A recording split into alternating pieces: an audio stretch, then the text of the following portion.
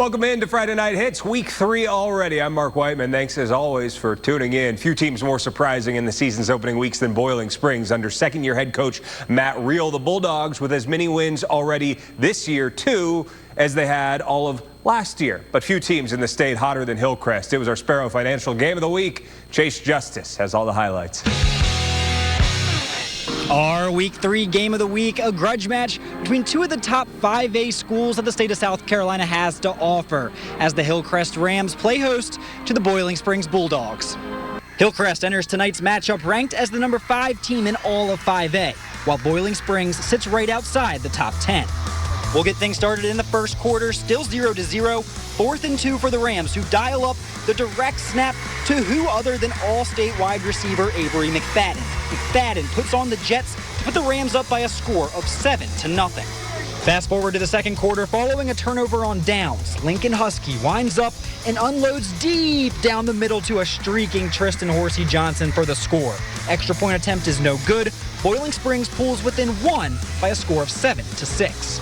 After a quick Rams touchdown to open up the second half, Hillcrest up 14-6 late in the fourth quarter, trying to put this game on ice. And how about a dump off to one of the most dangerous receivers in the upstate? McFadden takes this one 20 yards to the Big Red House. McFadden's third touchdown of the night. Hillcrest edged out Boiling Springs by a final score of 21-6. Everything was far from perfect. We got a lot of stuff to clean up on offense, but my message to them is, as long as we keep playing hard and having one of those back, we're gonna be in good shape. The Hillcrest Rams will look to stay perfect at home as they prepare to play host to Powdersville, while the Boiling Springs Bulldogs will look to regroup against Greer. Reporting in Simpsonville, Chase Justice, WYFF News 4 Sports. Chase, thank you. Abbeville shined with the heart of a champion in each of the past 2 weeks, both one-point wins to remain unbeaten. The reigning 2A champs welcoming a confident West Side bunch coming off a big win over TL Hanna last week. It's all Rams right here, leading 28-6 in the third quarter, and good things continue to happen for them. Cutter Woods to Josh Williams. Dude's a freight train. 60 yards for the West Side tutty, now up 35-6. Abbeville, however, they would find some daylight, as they often do. Carson Norman cutting it back and cutting into the West Side lead. But still, it is a 35-13 Rams lead, and West Side showing no signs of slowing down. Woods going to find Jay McClintock in the end zone right there as West Side rolls into Abbeville and beats the Panthers 48-13. Jailmen have not started 4-0 since 1996. Could change that tonight against Easley, who won this meeting a year ago. Patriots have a 14-0 lead. Ethan Anderson, quick hitter to his guy, Michael McClellan, puts the Patriots up 21-0. And yeah, the mascot, he's fired up about it. More from man, a little pop pass to Keyshawn Henderson, bouncing it outside, around the outside. He hits the turbo, 35 yards, another Patriots score. Easley would show some fight, continuing to try and battle back in this game. Matthew Hillstock punches it in from down and close. But how about these Patriots? 17 years since they've been 4-0, but not anymore. 49-13, JL Man. Patriots marching on. TL Hanna Yellow Jackets in the eye of the storm, hosting the Hurricanes of Wren, leading 14-7 at halftime. Those Hurricanes were, but here comes Hanna. Josh Donnell plunges in from 4 yards out. That ties the game up at 14, and on Wren's ensuing drive, that gets ended by Hanna's Tegan Cole coming up with the interception. That sets up TL Hanna's Katie Patterson. He's going to punch in the go-ahead score on the other end of the field, 21-14. The Jackets piled on late. They win 35-23. Let's show you a couple scores tonight. Daniel beating Hart County 52-21. Gaffney over Mallard Creek 24-7. Broome all over Union County 62-34. And Chapman beating Lawrence 48-3. For the second year running, state title contender Greenville slow out of the gate. The Red Raiders were 0-3 last season before winning 10 in a row, hoping this year follows a similar track after a 1-2 start. Malden Mavericks coming to Serene. They hung tough last Friday, still seeking that first win. And a great start for the Mavs in this game. First drive, 3rd and long. Jackson Vickers going longer. Patrick Murphy, absolutely baller, one-handed basket catch. Malden unable to turn that into points, however. Greenville ball now. Bryson Drummond. They forgot about Dre. Dre Huff in for 6. Next drive, Malden trying to keep on moving. Vickers is going to be picked off by Romani Bruton, and he's taking it back for the Greenville defensive touchdown. Red Raiders keep rolling 52-7. Burns bounced Greenville last week at Greer tonight. Sky 4 circling opening minutes. Rebels with the ball. They keep giving it to Trey Segara, and he keeps doing things like this. The freshman just piling up touchdowns. He'll have another right there as Burns strikes first. But check out the response by Greer. Caden Rowland to Tycorian Gist turns on the burners. That is a 58-yard Yellow Jackets score. They missed the extra point, though, so the Rebels still in front. Same score, 7-6. Andrew Stevens hits Segara in the flat. Spin move. They'll have another. Rebels run away from Greer, 49-13, the final.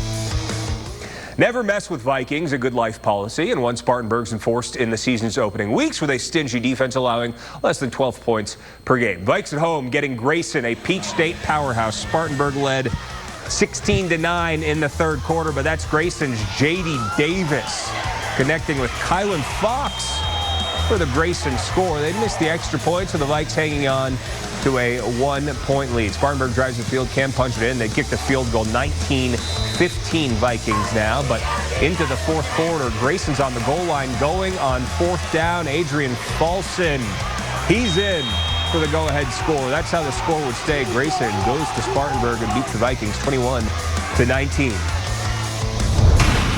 The Berea Bulldogs over at Wade Hampton. Berea with a 10-7 lead in the second. Giddy up. Generals on the goal line. Jack Stepp sprinting on in, pushing Wade Hampton in front 14-10. Berea backed up 3rd and 20. And check out the magic right here by Amaze Robinson. Finds Destin Eichelberger. Big gain for Berea, but that keeps the sticks moving. However, Wade Hampton goes on to get the 35-13 win. All right, let's check it back in on the scoreboards. Fountain Inn beating Carolina at home 26-6. That is the first home win in program history for the Fury. Eastside beating Blue Ridge 54-40. Liberty all over Dixie tonight, 48-34. And Landrum beating Polk County in a border battle, 47-21. We're taking a quick timeout. Plenty of action still to come on the other side of the break. Stay with us. You're watching Friday Night Hits.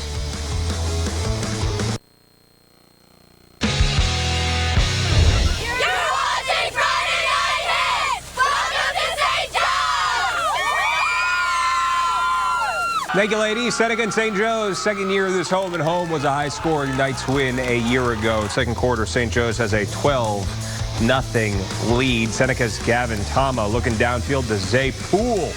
Dips it and brings it in for a touchdown. How about it? Seneca cuts into the lead. Knights still 12-7. On to the third. Tama back to pass, but picked off by Lucas Salgado. He's making some things happen. Nice return there for St. Joe's. And on the ensuing drive, Braden Johnson.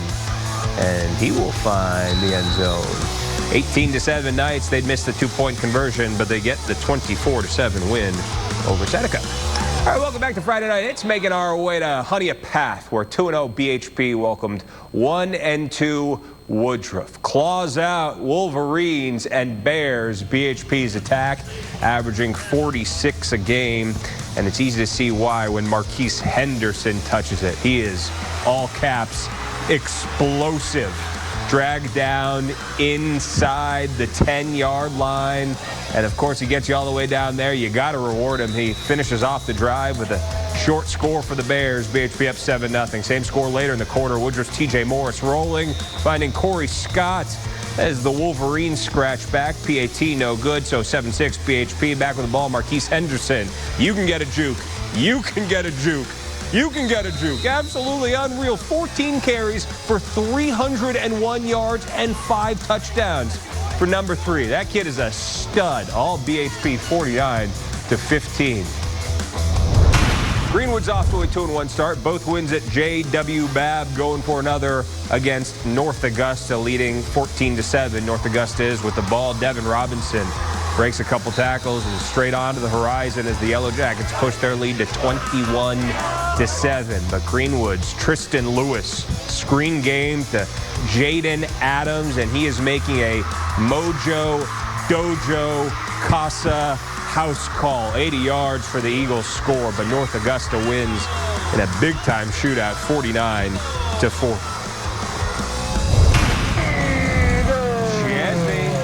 At home against against our Central from just north of the state line. Early going, Chesney's KJ Proctor ripping it to Caleb Blanton.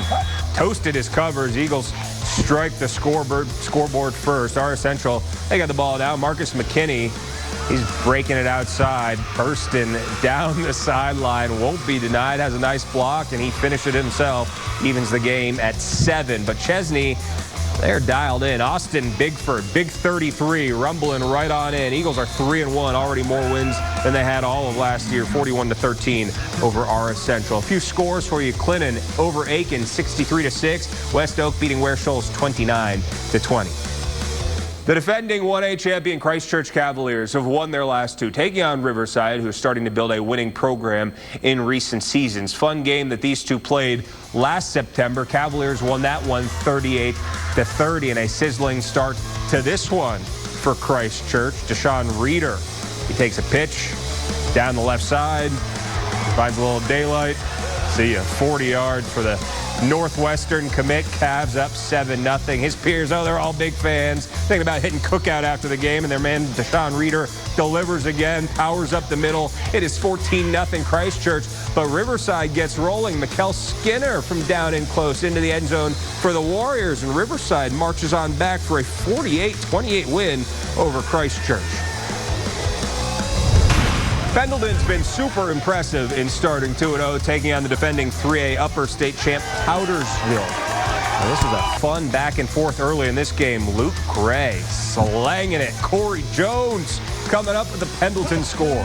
6-0 Bulldogs, but on the ensuing kickoff, you had to see this play right here by Powdersville's Elijah Huggins.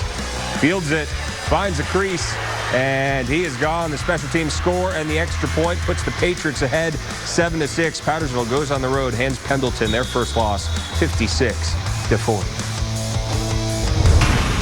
Eyes on the sky, it tells no lies. Travelers Rest getting Woodmont Wildcats with the 8-0 lead. TR trying to answer. Colby Epps going deep, but it's Woodmont's Keishun McCoy coming up with the INT. Woodmont marches down the field with the ball. Jordan Sink drops it into Drake Stewart. Just hold on, we're going home. Wildcats blank TR 22-0. One last look at scores for you tonight. Walhalla beating Southside 35-6. Louisville over Blacksburg 63-0. Low scoring game. Saluda beating Emerald 9-6. 96 over Mid Carolina 21-0. That'll do it for us. Week 3 of Friday Night Hits is in the books for Chase and our entire crew. Thanks as always for joining us. We'll see you next week. Same time, same place.